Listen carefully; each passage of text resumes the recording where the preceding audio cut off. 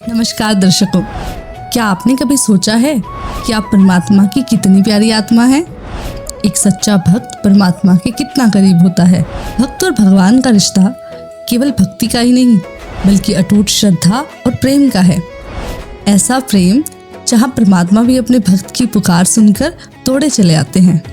ऐसे एक दिव्य रहस्य को सतगुरुदेव जी ने बहुत ही सहज और सरल तरीके से समझाया है। सुनिए ये अद्भुत सत्संग। और आपकी कितनी अच्छी किस्मत है कि आज ये दास आपको सुलभ हुआ। धन्य है आपके माता पिता जिनसे आपका जन्म हुआ। इसी के विषय में सूक्ष्म वेद में कहा कि एक पंजाब का रहने वाला एक राम राय उर्फ झुमकरा, गांवों में दो नाम रख लेते हैं व्यक्तियों के कई बार। उसका विशेष नाम था राम राय। ये सिंह तो बाद में रखने लगे नाम, पहले ऐसे ही नाम थे अपने हिंदुओं जैसे ही इनके नाम। तो अब भी हिंदुओं जैसे ही है लेकिन आगे सिंह लगाने लगे। तो कहने का भाव है कि राम राय नाम का एक बहुत बड़ा किसान था, 900 बीघे का। उस समय का बीघा बहुत बड़ा होता था। वर्तमान का 5 बीघे का 1 एकड़ बनता है। तो कहने का भाव यह है कि वो भगवान के चाहने वाला था। गरीबदास जी का कोई शिष्य, जब गरीबदास जी छुड़ानी विद्वान थे, आदरणीय गरीबदास साहिब जी को परमात्मा मिल चुके थे, उनसे ज्ञान प्राप्त ऊपर सतलोक सचखंड सब देख कर वापिस आ चुके थे। उसके बाद उन्होंने ये अमृतवाणी का लेखन कार्य करवाया था। उस वाणी से कुछ वाणी सिलेक्ट करके, जैसे ब्रह्मवेदी, मंगलाचरण, ये उनके शिष्य सुबह किया करते थे नित्यनेम रूप में जैसे हम करते हैं। तो उनका एक शिष्य वासियर गांव लुधियाना के पास है, वासियर गांव, वहां पर गरीबदास जी के नाम से एक कुटिया भी बनी हुई है, वासियर गांव पंजाब में।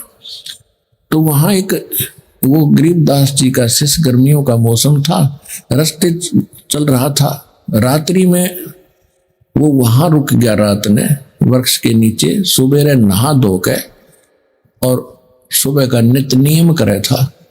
उधर से ये राम राय अर्थात झुमकरा सुबह फ्रेश होने के लिए घूमने के लिए निकला था अपने मुहूर्त। जब वो फ्रेश पुरुष होकर आया, उसने देखा कि कितनी अच्छी वाणी जो आत्मा को खींच रही है, ये कौन बोल रहा है। क्योंकि ये लोग सरदार लोग जो सिख हैं, वाणी के बड़े ज्यादा कायल हैं, बहुत अच्छी तरह सुनते हैं, जल्दी इनको प्रभावित होते हैं इससे। तो उन्होंने देखा कि ये वाणी तो एक विशेष है जो खींच रही है आत्मा को। उसके पास जाकर बैठ गया। जब उस भगत ने अपने सारा नित्यनेम कर लिया तब उसने पूछा झुमकरा जी ने कि हे भक्त, ये वाणी किसकी है। उन्होंने बताया कि हमारे पूज्य गुरुदेव जी की वाणी है। ये संत विद्वान है वर्तमान में अखां जी, ये आज में अपने शरीर के अंदर है। अब छुड़ानी गांव पूरा एड्रेस बता दिया, उन्होंने लिख लिया। 1-2 दिन के अंदर वो छुड़ानी पहुंच गया। गरीबदास जी के साथ चर्चा हुई और गरीबदास जी ने फिर सारा ज्ञान बताया। नानक साहिब जी को कौन मिले थे, कहाँ मिले थे, कैसे मिले थे, वो कौन है, वो परमात्मा है, सारी कहानी बताई। हम सुल्तानी नानक तारे दादू को उपदेश दिया, जात दुलाहा भेद न पाया, वो काशी महे कबीर हुआ। अनंत कोट ब्रह्मांड का एक रति नहीं भारे, सतगुरु पुरुष कबीर हैं ये कुल के सिरजनहार। जब खूब ज्ञान सुन लिया, सृष्टि रचना सुनाई, तब उस झुमकरा ने कहा था कि हे मालिक, हे भगवान, हे महात्मा जी, ऐसा ज्ञान तो आज तक कोई सुनाने वाला नहीं मिला। तब गरीबदास जी ने कहा था कि गुरु बिन काहु न पाया ज्ञाना, जो थोथा बुस्छड़ मूड किसाना। गुरु बिन वेद पढ़े जो प्राणी, समझन सार रहे अज्ञानी। तत्व भेद कोई ना कहे रे झुमकरा, यू पैसे ऊपर नाच सुनो राई झुमकरा। कोटों मध्य कोई नहीं रे झुमकरा, अरबों में कोई गर्क सुनो राई झुमकरा। कि इस ज्ञान के जानने वाला जो मैं तुझे सुना रहा हूं करोड़ संतों में नहीं मिलेगा, अरबों में मिलेगा तुझे, अरबों में। उसमें गरीबदास जी अरबों में ही थे, अकेले ही संत थे, लेकिन उस समय उनको ये सारे नाम देने का आदेश नहीं था।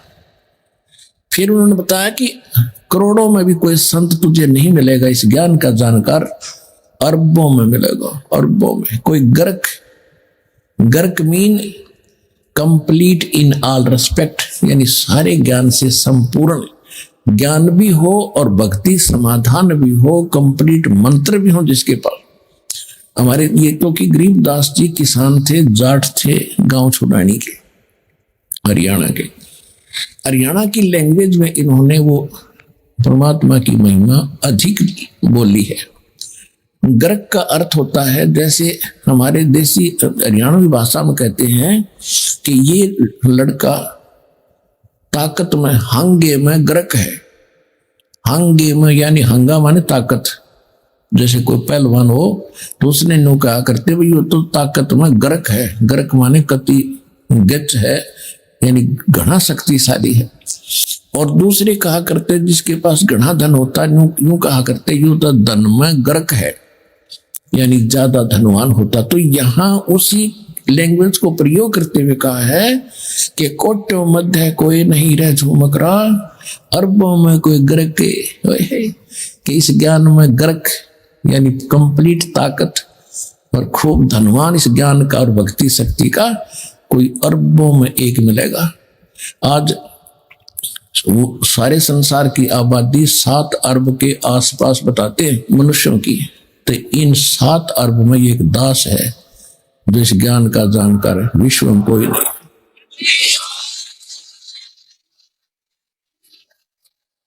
तो आपका सौभाग्य है कि आपको मनुष्य जीवन मिला जो बहुत दुर्लभ, और वो सतगुरु मिल गया। बहु नाम जन्मा नाम अंते ज्ञानवान माम प्रभुते, और वासुदेव सर्वमिति सहमात्मा सुदुर्लभ है। वो दास भी आपको मिल गया। आपकी कितनी अच्छी किस्मत है, कितनी लाडली आत्मा हो उस परम पिता की, कबीर भगवान की, आप जो बहुत वक्त से आगे हो।